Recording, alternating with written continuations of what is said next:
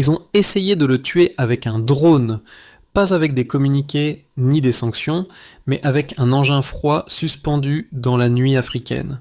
À 2000 pieds, un MQ-9 Reaper verrouille le convoi présidentiel. 2 Hellfire s'arment, programmés pour effacer une voie jugée trop puissante et transformer une route obscure en théâtre d'extinction politique. Pourquoi Ibrahim Traoré a-t-il survécu là où d'autres chefs n'auraient vu que le flash terminal ? Et que dit cette échappée à tout un continent en éveil ? Reste la question qui brûle. Que va changer cette nuit pour l'Afrique ? Cette histoire n'est pas seulement celle d'une survie, c'est celle d'un basculement. Quand le convoi d'Ibrahim Traoré échappe à la frappe, ce n'est pas un hasard technique, c'est le moment où un récit change de camp. Ce qui semblait une attaque ciblée devient un révélateur de forces invisibles, le pouvoir de l'Afrique à choisir sa propre voie. Le public le découvre stupéfait, les preuves sont tangibles, les fragments portent en les lettres AGM 114, un missile américain sur le sol burkinabé. Dans le désert du Sahel, le silence est brisé, dans les chancelleries, la panique affleure. Le bénéfice pour le spectateur, comprendre comment un homme a transformé une tentative d'effacement en manifeste politique. Le risque ? Se rendre compte que ce combat dépasse un pays, qu'il redéfinit la notion même de souveraineté. Et si la vérité devenait la seule arme capable de neutraliser un empire, ce que nous allons suivre, c'est la mutation d'une frappe manquée en un cri continental. Le moment où l'Afrique cesse de subir pour commencer à se raconter. Tout commence avec 2 chiffres, 2 missiles, 4 minutes. C'est le délai entre l'ordre de tir et le virage improvisé qui sauve Ibrahim Traoré. Ce détail anodin devient la clé d'un renversement historique. Le président du Burkina Faso n'échappe pas seulement à la mort, il inaugure, sans le savoir, une bataille narrative où chaque donnée devient une arme. Dans la salle de commandement de Ouagadougou, un radar chinois détecte un point rouge obstiné. Altitude, 2000 pieds, vitesse, lente. Le motif, circulaire. Le chef de la sécurité comprend. Ce n'est pas une patrouille, c'est une traque. Coupez les phares, prenez la piste latérale. En 4 minutes, la décision change tout. La route principale devient un cratère incandescent, la piste secondaire, un couloir de survie. Le lendemain, les soldats ramassent les débris, métal fondu, circuit et 3 lettres gravées, AGM 114, Made in USA. Les ingénieurs burkinabés, appuyés par des experts chinois et russes, confirment tir d'un drone MQ-9 Reaper, modèle utilisé par les forces de l'OTAN. Le scandale est prêt à éclater, mais Traoré choisit une autre voie, celle de la lumière. Ils m'ont attaqué dans le secret, je répondrai à la lumière. Cette phrase devient son étendard. Ce que l'ennemi voulait effacer, il le transforme en preuve.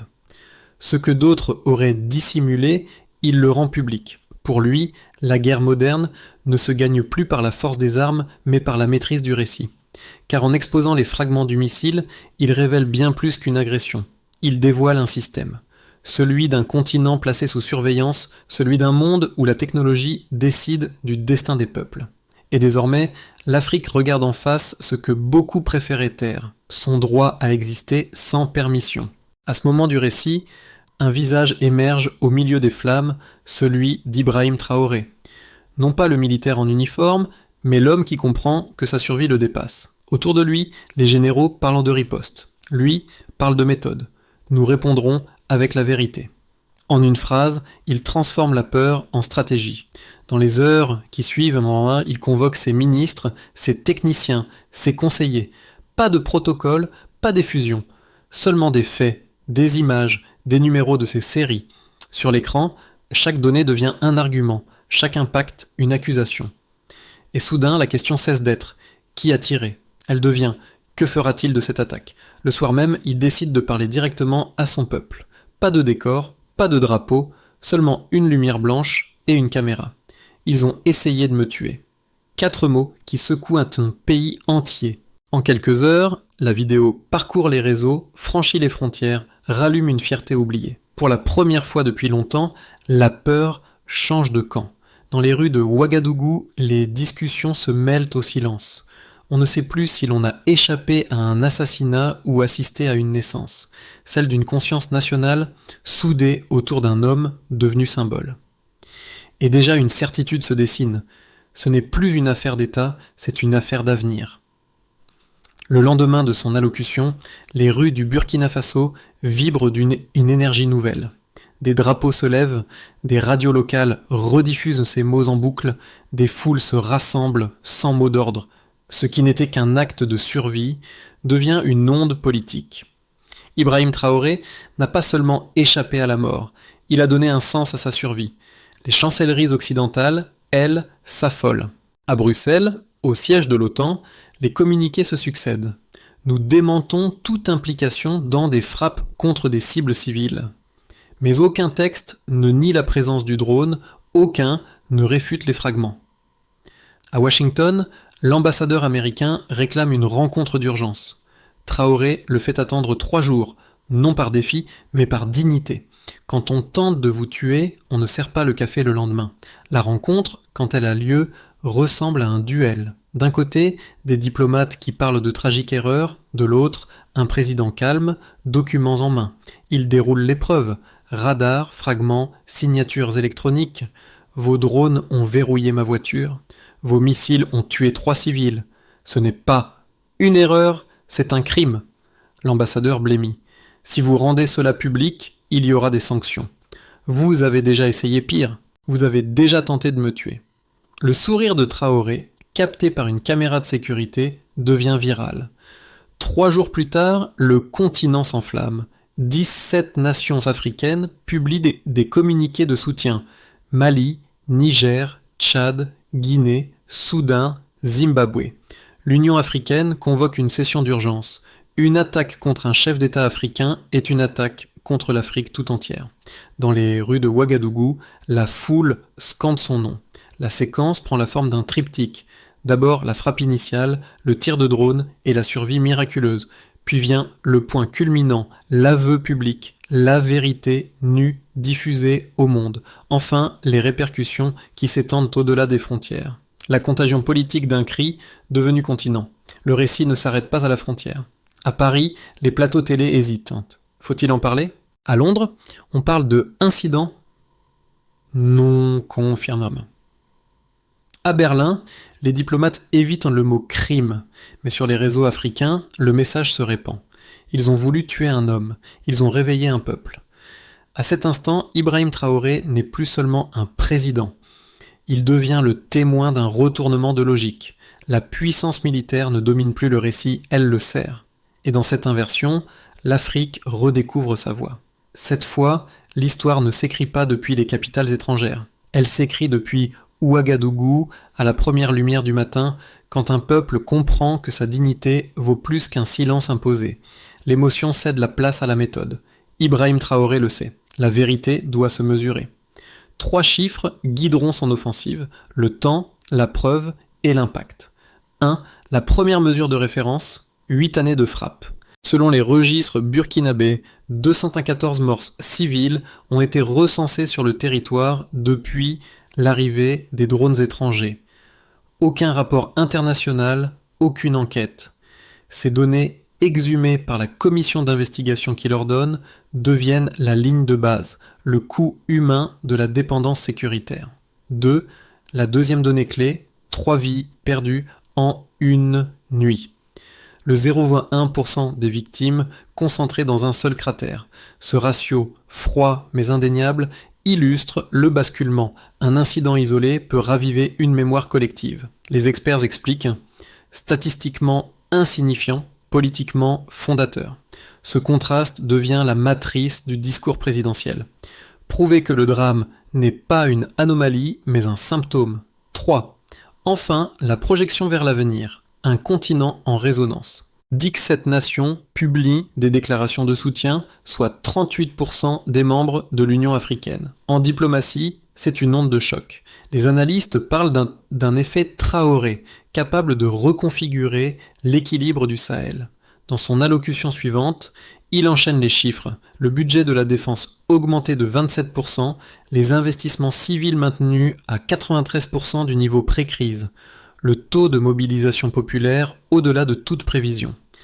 Ces pourcentages ne sont pas là pour impressionner. Ils tracent une courbe simple. La souveraineté peut croître sans guerre. Les juristes locaux détaillent la chaîne de preuves, numéro de série, trajectoire radar, signatures électroniques. Chaque fragment est archivé. Chaque séquence reproduite. Le ministère de la Défense publie un rapport en accès libre, la transparence devient doctrine. Nous ne cherchons pas des coupables, mais des certitudes, répète le président. Dans cette démonstration, le chiffre n'est plus qu'un outil, il devient langage. Là où les puissances extérieures comptaient en drones et en sanctions, Ibrahim Traoré compte en citoyens. 3 morts, mais un peuple réveillé. 2 missiles, mais 1000 drapeaux levés. La balance s'inverse. La technologie perd face à la narration mesurée. Ce passage d'un indicateur militaire à un indicateur moral transforme le cadre africain. L'économie ne s'effondre pas. Au contraire, elle s'adapte. Les importations chutent de 15%. Les coopératives locales augmentent leur production de 22%. Les experts occidentaux n'y voient qu'un hasard conjoncturel. Les habitants y reconnaissent un choix. Et lorsque la presse internationale s'interroge sur la viabilité de cette résilience statistique, la réponse burkinabé tient dans une équation. Moins de dépendance égale plus de dignité. Ces chiffres, que beaucoup auraient cachés par crainte de paraître faibles, deviennent le socle d'un contre-récit. Parce qu'à partir de la donnée, il construit une conscience. Parce qu'à partir du vide, il fonde une méthode. Le pays comprend alors que la souveraineté n'est pas une posture, mais une métrique. Celle qui mesure la capacité d'un peuple à transformer une frappe en foi. Chaque révolution s'accompagne de doutes. Autour d'Ibrahim Traoré, 2 visions s'affrontent. La première, prudente, avance que défier les puissances occidentales met en péril l'économie d'un pays enclavé, dépendant encore de leurs circuits financiers. Elle brandit le risque d'isolement, la chute du franc CFA, la fermeture d'usines, l'asphyxie progressive d'un peuple qu'on prétend libérer. La seconde, audacieuse, répond qu'aucune croissance ne vaut la soumission, qu'une économie sous tutelle n'est qu'un mirage de prospérité. Pour arbitrer, Traoré choisit la voie des faits. En 3 mois, les exportations de coton chutent de 9%, mais la production locale de blé augmente de 26%. Les aides suspendues par certains bailleurs sont compensées par une montée en puissance communautaire, associations, jeunes ingénieurs, agriculteurs, qui réorganisent la distribution sans intermédiaire. Les économistes reconnaissent en à demi-mot, la contraction redoutée n'a pas eu lieu. Le tissu productif, bien que fragile, respire. Les chancelleries étrangères plaident l'erreur diplomatique. S'il avait gardé le silence, tout cela se serait réglé discrètement. Mais les partisans du président rappellent que c'est justement ce silence qui tuait la souveraineté. Il oppose à leurs chiffres les siens. 17 nations solidaires, 12 universités africaines, proposant des programmes sur la souveraineté numérique, un seul frappe, devenu 1 million d'actes citoyens. Dans ce duel, ni la colère, ni la peur ne triomphent. C'est la cohérence. Nous ne sommes pas contre le monde, dit-il. Nous voulons seulement être comptés comme partie égale. Ainsi se résume la dialectique du moment, entre dépendance et dignité, entre précaution et courage. Et si le véritable risque n'était pas d'affronter l'Occident, mais de continuer à douter de soi? Cette question, Ibrahim Traoré la laisse ouverte, non comme une provocation, mais comme une invitation à penser l'Afrique au futur. 8 secondes de silence suffisent à tout basculer. C'est ainsi que s'ouvre le discours que Ibrahim Traoré prononce au milieu de la crise. Devant les caméras, il ne parle pas de vengeance, mais de vision. Ce n'est pas une guerre des armes, c'est une guerre du récit. En une phrase, il change le terrain du conflit, de la puissance matérielle à la souveraineté symbolique. Le midpoint est là. La frappe ratée n'était pas la fin, mais le commencement. À cet instant, son image quitte le cadre du survivant pour devenir celle du bâtisseur. Il parle de radars africains, d'ingénieurs locaux, de coopération régionale. Chaque mot porte une portée nouvelle. La souveraineté n'est plus un slogan, elle devient un plan. Dans les rues, l'écho est immédiat. Des fresques à son effigie apparaissent, des musiciens composent des hymnes, des étudiants reprennent ces phrases dans les universités. La peur se transforme en méthode. Ce basculement, invisible aux observateurs pressés, marque le véritable milieu du récit, le moment où un homme cesse de se défendre pour commencer à fonder. L'onde de choc atteint d'abord le niveau national, au niveau national. Au Burkina Faso, la population redéfinit le mot patriotisme.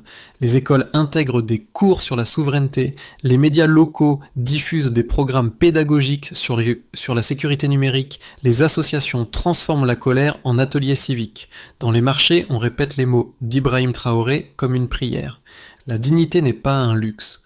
3 morts ont suffi à rallumer une foi nationale. Vient ensuite le niveau diplomatique, haut niveau diplomatique. Les chancelleries africaines, longtemps silencieuses, changent de ton. 17 pays signent une résolution commune à l'Union africaine, du jamais vu depuis 10 ans. Le Mali et le Niger renforcent leur coopération militaire avec Ouagadougou. À Addis Abeba, un diplomate résume « Ce drone n'a pas frappé un homme, il a réveillé une idée ». Les relations interafricaines se densifient, les réunions ne se tiennent plus sous tutelle occidentale, mais entre pairs. Au niveau non étatique, la transformation est encore plus profonde. Les jeunes s'emparent du symbole. Les hashtags à l'Africa souveraine et Traoré Moment dépassent les 200 millions de vues en une semaine. Des créateurs numériques burkinabés conçoivent des courts-métrages sur la dignité et la liberté. Des collectifs d'ingénieurs lancent des projets de drones agricoles africains. L'imaginaire technologique cesse d'être importé. Il devient continental. Enfin, au niveau régional, l'économie s'adapte. Les importations chutent de 15%, mais les productions locales de céréales, textiles et matériaux de construction progressent de 22%. Les marchés transfrontaliers Mali-Burkina rouvrent sans intermédiaire européen. À Niamey, des artisans peignent sur les murs. Nous produisons ce qu'ils refusent de nous vendre. Les observateurs étrangers peinent à mesurer ce changement. Il ne s'agit plus d'un réflexe politique, mais d'un réflexe collectif. Le mot crise perd son sens. Celui de renaissance prend sa place. Et lorsque la presse internationale interroge Traoré sur les sanctions économiques, il répond calmement « Les nations meurent de peur avant de mourir de faim.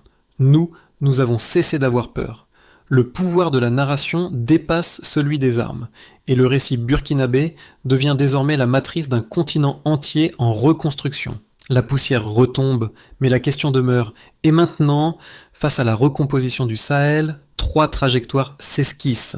3 manières pour Ibrahim Traoré et son pays de transformer l'élan en structure.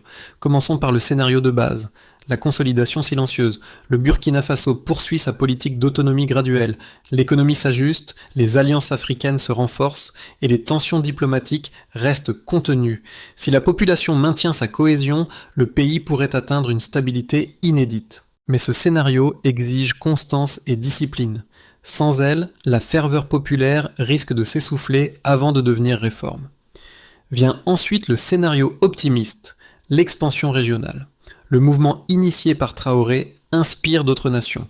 Une coalition africaine pour la souveraineté technologique se formalise, mutualisant radars, satellites et systèmes de communication. Des universités du Ghana et du Sénégal rejoignent l'initiative. Dans ce cas, le Burkina ne serait plus un symbole isolé, mais un noyau de transformation continentale. Si cette dynamique se confirme, l'Afrique pourrait, pour la première fois depuis les indépendances, parler d'une seule voix. Enfin, le scénario critique, la contre-offensive économique.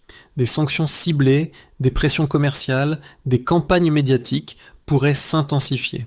Les puissances extérieures miseraient sur la fatigue populaire. Mais même ici, le calcul pourrait se retourner. Plus la contrainte s'accroît, plus la résistance s'organise. Si les Burkinabés parviennent à produire 60% de leurs biens essentiels localement, les sanctions perdront leur levier principal. Et si dans les 12 prochains mois, la souveraineté devenait une habitude plus qu'un slogan, alors le pays entrerait dans une nouvelle ère, celle où la liberté ne dépend plus des traités, mais des gestes quotidiens. Car au fond, le scénario décisif ne dépend pas des chancelleries, mais des consciences. Et là, Ibrahim Traoré semble avoir déjà gagné la première bataille, celle de l'imaginaire. Ce récit ne parle pas seulement de géopolitique, il parle d'un visage, d'un souvenir, d'une peur partagée. Dans les rues de Ouagadougou, chacun a son histoire de cette nuit-là. Un enfant réveillé par l'explosion, une mère priant en silence, un soldat hésitant entre obéir et survivre.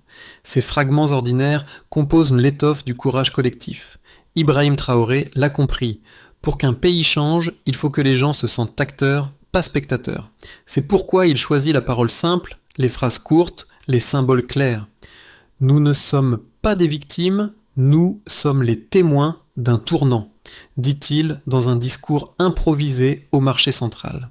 Les femmes l'applaudissent, les jeunes répondent en chœur « On ne plie plus ». Les effets humains sont visibles. Dans les écoles, les élèves écrivent des lettres aux victimes de la frappe. Dans les villages, on organise des veillées pour les 3 innocents, non pour pleurer, mais pour apprendre ce que signifie tenir debout. Les conversations changent de ton. Moins de plaintes, plus de projets. Pour le spectateur étranger, cette transformation semble abstraite. Pour le peuple burkinabé, elle est palpable. La politique devient émotion, et l'émotion devient structure. Car lorsqu'un peuple découvre que sa dignité peut être enseignée, chantée, construite, il n'a plus besoin d'autorisation pour exister. C'est ici que réside la véritable victoire d'Ibrahim Traoré. Avoir transformé un drame en pédagogie, un traumatisme en transmission. L'émotion seule ne suffit pas, elle doit se transformer en action. Ibrahim Traoré présente alors une feuille de route en 5 étapes, claires, mesurables et collectives. Première étape, développer des radars et brouilleurs africains, fabriqués localement pour garantir une surveillance indépendante. Les partenariats avec la Chine et la Russie se réorientent. Transfert de technologie, pas dépendance. Deuxième étape, investir massivement dans le solaire et l'hydrogène. D'ici 12 mois, 40% des besoins urbains devront provenir de sources nationales. L'objectif est simple, chaque watt produit localement est un mètre de souveraineté gagné. Troisième étape, lancer un fonds de substitution pour les importations bloquées. Encourager les circuits courts, soutenir les artisans et agriculteurs. Nous produirons ce qu'ils nous refusent, répète le président dans ses allocutions. Quatrième étape, créer des programmes dans les écoles et universités pour enseigner l'histoire africaine contemporaine et la sécurité numérique, la fierté des inventeurs locaux. Une génération doit comprendre que l'indépendance n'est pas un drapeau, mais une compétence. Enfin, la 5e étape, un indicateur inédit est proposé, l'indice de résilience souveraine, IRS, calculé chaque semestre. Il agrège 5 critères. Énergie, production, sécurité, cohésion, éducation. Pour Ibrahim Traoré, ce n'est pas un gadget statistique, c'est un miroir moral. Ainsi, la vérité devient un plan, la fierté un outil, la dignité une donnée. La survie devient système. Et cette fois, la souveraineté n'est pas une déclaration, mais un mode d'emploi collectif. Dans la cour d'un camp militaire, le soir tombe lentement. Une torche s'allume, rappel de cette nuit où tout aurait pu s'éteindre. Ibrahim Traoré regarde les jeunes soldats rassemblés et prononce quelques mots. Ce n'est pas la victoire d'un homme, c'est le réveil d'un peuple. Le silence qui suit vaut tous les discours. Le symbole du radar chinois, jadis critiqué, devient l'emblème d'une Afrique qui voit désormais par ses propres yeux. Les 3 victimes de la frappe, leurs noms gravés dans la mémoire nationale, incarnent la leçon transmise. La dignité ne se négocie pas. Les images de cette scène circulent à nouveau sur les réseaux. Le président sans pupitre, la flamme unique, la foule immobile. C'est le callback parfait du récit. La lumière, cette fois, ne vient plus du missile, mais du peuple. Et dans cette lumière, Ibrahim Traoré n'est plus seulement un survivant. Il est devenu un repère, un rappel, un mot-clé de l'histoire africaine contemporaine. Son regard se tourne vers le ciel et sa voix clôt l'arc narratif. La souveraineté n'est pas un cadeau, c'est une habitude. C'est une habitude. L'histoire d'Ibrahim Traoré ne s'achève pas, elle commence à peine. Dans les rues de Ouagadougou, les enfants rejouent la scène du convoi. Les enseignants racontent la nuit du virage comme une parabole moderne. Ce récit n'appartient plus au pouvoir, il appartient à la mémoire populaire. La flamme allumée par une frappe ratée s'est changée en mouvement collectif. Des citoyens d'autres nations africaines s'en inspirent, traduisent ces discours, partagent ces images. L'idée voyage, se démultiplie, se plante comme une graine, celle d'un continent qui ne s'excuse plus d'exister. Et maintenant, la parole revient à ceux qui écoutent. Si un homme a pu transformer la peur en clarté, que pouvons-nous faire chacun dans nos vies pour refuser la résignation ? Car la souveraineté, au fond, commence là, dans la façon dont un peuple se parle à lui-même. Le drone a manqué sa cible, mais il a touché l'essentiel, La conscience. Et cette conscience, elle porte désormais un nom simple mais impossible à effacer. Ibrahim Traoré.